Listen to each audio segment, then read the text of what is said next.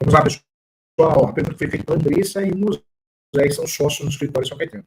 Professor Júlio, o advogado tem direito de defesa? Resposta: não tenha dúvida, é sim. O advogado tem direito e o dever fundamental de atuar na defesa dos seus clientes, mas também tem direito à defesa como qualquer pessoa.